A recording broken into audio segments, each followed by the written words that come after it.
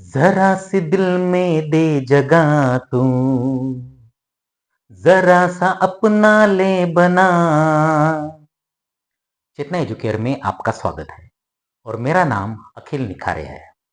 हम लोगों ने 10 के लिए एक सीरीज स्टार्ट की है। कुछ वीडियोस हो चुके हैं। अब हम लोग चल रहे हैं क्रैमर्स रूल और प्रैक्टिस सेट 1.3। इससे रिलेटेड कुछ क्वेश्चंस मैं ले चुका हूं। अगर वो वीडियो नहीं देखा होगा तो मैं डिस्क्रिप्शन में डाल दे रहा हूं। ओके, चलो तो क्वेश्चन हमारे पास आ चुका है। तो हमको इसको छुड़ाना है बाय क्रैमर्स रूल। याद है क्रैमर्स रूल? सबसे पहले चलो ये सही ऑर्डर में होने की वजह से इसको मैं दे देता हूं इक्वेशन 1 और इक्वेशन 2। पहले तो सही ऑर्डर में होना चाहिए, यानी वेरिएबल इस साइड और कांस्टेंट इधर साइड, जो कि ऑलरेडी सही ऑर्डर में है। उसके बाद पहले x बाद में y, वो भी सही ऑर्डर में ही है। उसके बाद मैं लिखूंगा, इसको नाम दूंगा कोएफिशिएंट को। जैसे a1 होगा 3, b1 होगा -4 और c1 होगा 10, a2 होगा 4, b2 होगा 3 और c2 is equal to 5। Step हम लोगों ने लास्ट वीडियो में ही पढ़ लिए हैं, ऑलरेडी फॉर्म में है। पहले इक्वेशन के कोएफिशिएंट को मैं लिखूंगा a1, b1 और c1 यानी कांस्टेंट। सेकंड इक्वेशन के कोएफिशिएंट को मैं लिखूंगा a2, b2 और c2 constant. a1 coefficient of x, b1 coefficient of y। Similarly a2 coefficient of x and b2 coefficient of y। Cramer's rule से छुड़ाना है मतलब डिटर्मिनेंट से छुड़ाना है। यहां पर हमको 3 वैल्यू निकाल कर देनी पड़ती है। पहले वैल्यू को मैं कहूंगा डी मतलब स्टैंडर्ड डिटर्मिनेंट, जिसका फार्मूला था या ओरिजिनल डिटर्मिनेंट मतलब coefficient of x and y. तो इस वजह से इसका फार्मूला बनता है a1 b1 a2 b2। a1 है 3, b1 है -4, a2 है 4 और b2 है 3। डिटर्मिनेंट छुड़ाना है। पहले इन दोनों का मल्टीप्लीकेशन, 3 इंटू 3 हो गया 9, फिर लिया जाता है माइनस, फिर इन दोनों का मल्टीप्लीकेशन, 4 इंटू -4 होगा -16। तो यह हो गया 9 minus minus become plus 16 and 9 plus 16 हो गया 25। देख लीजिए, मेरे पास जगह कम होने की वजह से मैं यहां पर लिखकर रख रहा हूं। तो डी की वैल्यू आ चुकी है 25।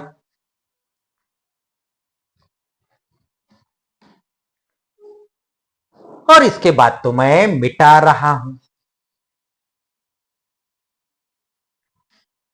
डी के बाद हमको वैल्यू निकालनी पड़ती है dx की।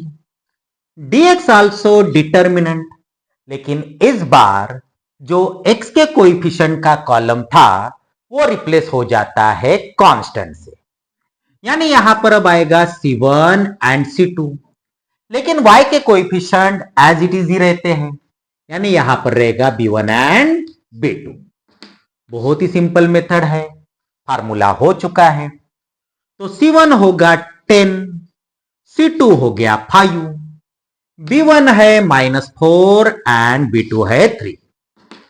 फिर से डिटर्मिनेंट, डिटर्मिनेंट में पहले इन दोनों की मल्टीप्लीकेशन, 10 इंटू 3 30, फिर लिया जाएगा माइनस, फिर इन दोनों का मल्टीप्लीकेशन -20।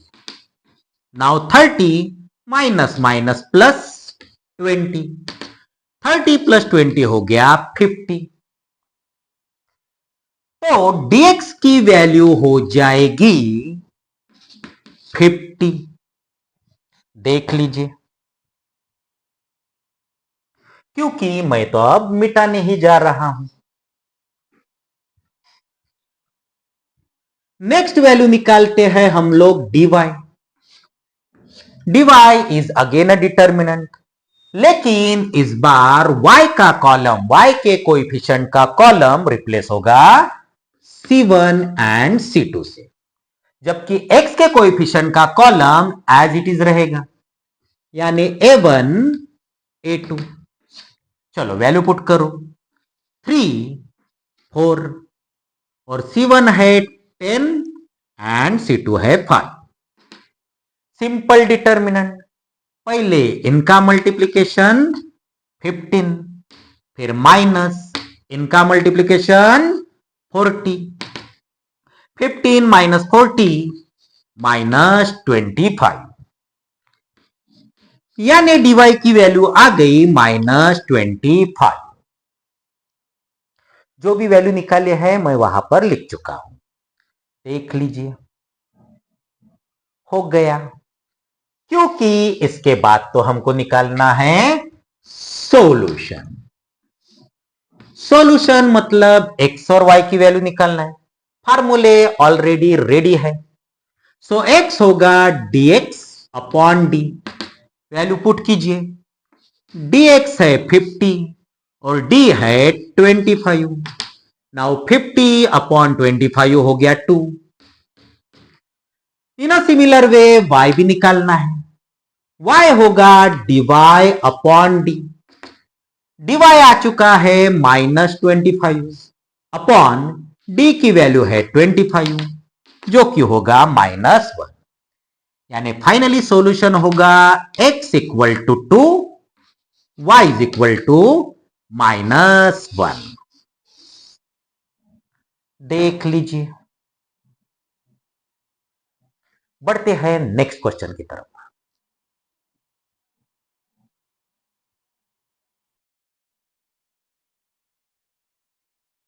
चलो नेक्स्ट क्वेश्चन हमारे पास आ चुका है, लेकिन देखिए क्या ये सही ऑर्डर में है, सही फॉर्म में है?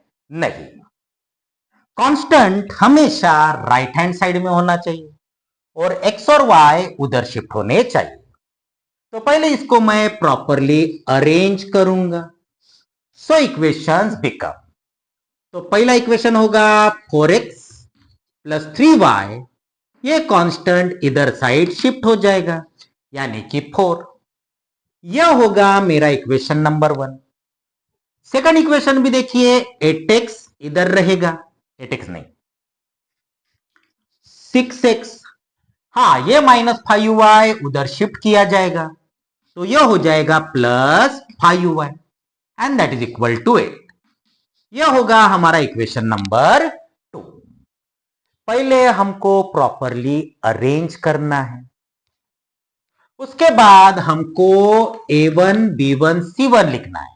a1 मतलब x का कोएफिशिएंट 4, b1 मतलब y का कोएफिशिएंट 3, c1 मतलब कांस्टेंट 4 पहले इक्वेशन से,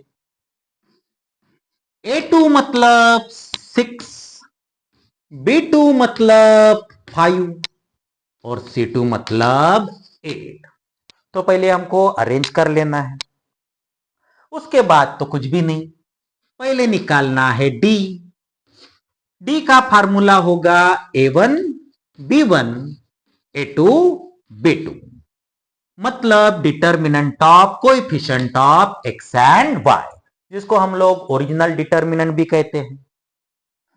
चलो वैल्यू पुट करो, a1 है 4, b1 है 3, a2 है 6, b2 है 5। मुझको अब लगता है कि डिटर्मिनेंट तो हम लोग इजीली सॉल्व कर ही सकते हैं। सो यह हो गया 4 इंटू 5 20, फिर -6 इंटू 3 होगा 18, यानी डी की वैल्यू आ गई 2। जगह कम होने की वजह से मैं यहां पर वैल्यू लिख कर रखता हूं, तो डी की वैल्यू आ गई 2। देख लो।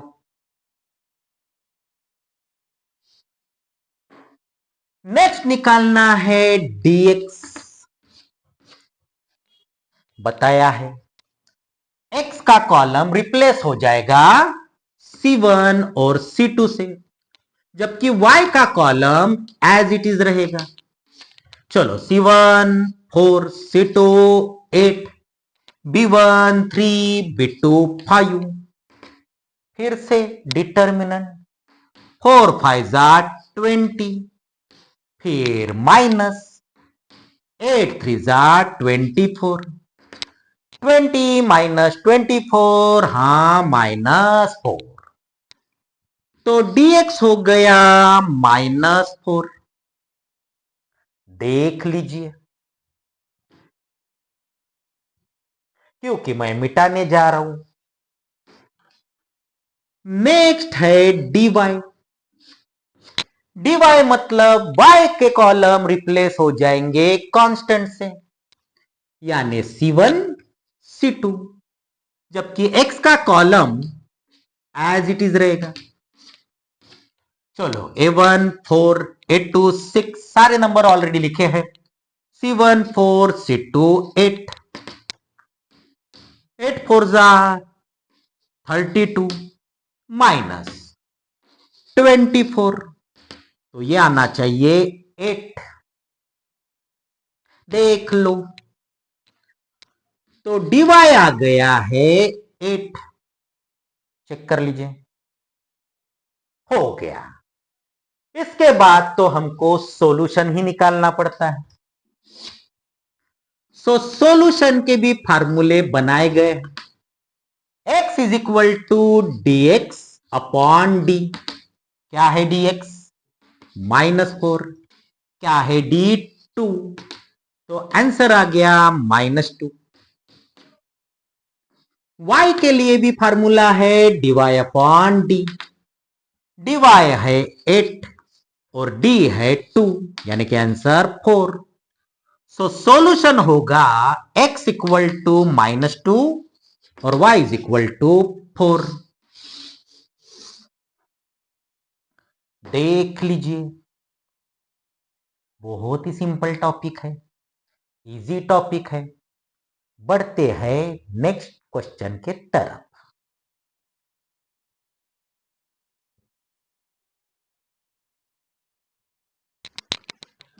क्वेश्चन आ चुका है, लेकिन मैं छुड़ाऊंगा नहीं, ये आपके लिए अब होमवर्क।